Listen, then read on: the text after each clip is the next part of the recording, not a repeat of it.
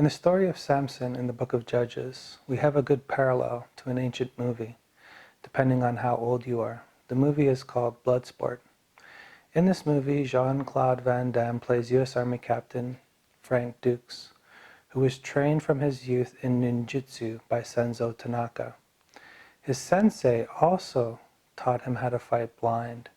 This comes in handy in his last fight when Dukes fights for the championship against Lee, who uses a crushed salt pill to blind him. Because of Dukes' training, he is able to overcome and win the fight.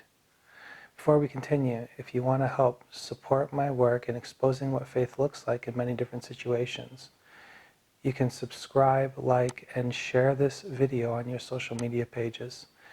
In fact, sharing on your social media pages helps the most.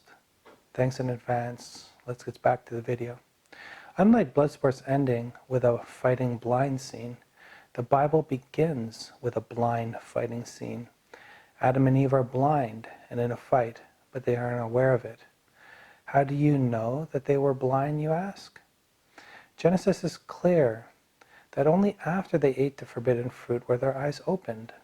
It says, "Then the eyes of both of them were opened, and they knew that they were naked, and they sewed fig leaves together and made for themselves loin coverings."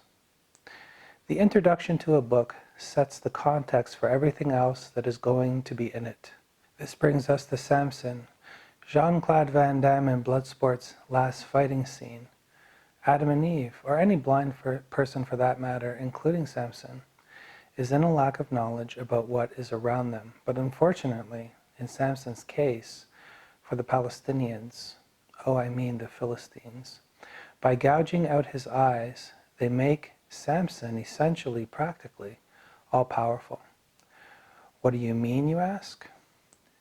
Samson is given a gift from God in his Nazarene oath of what seems to be infinite strength. However, Samson also comes with an incredible weakness: his taste for women who were inhabitants of the land of Israel, the land Israel was supposed to conquer.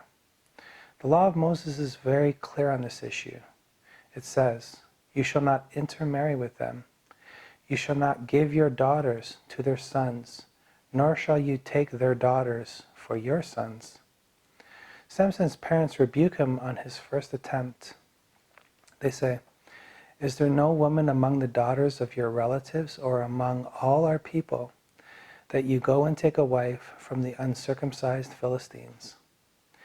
Samson keeps on doing what is right in his own eyes, and unfortunately for the Philistines, they keep on trying to find out the source of his strength without considering that they need to also find out the source of his greatest weakness and make sure that they do not destroy that too.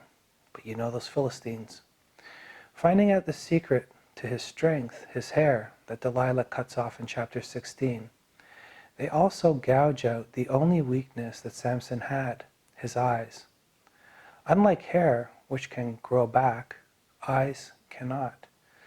Neither can Samson's weakness grow back. Samson cannot do what is right in his own eyes anymore.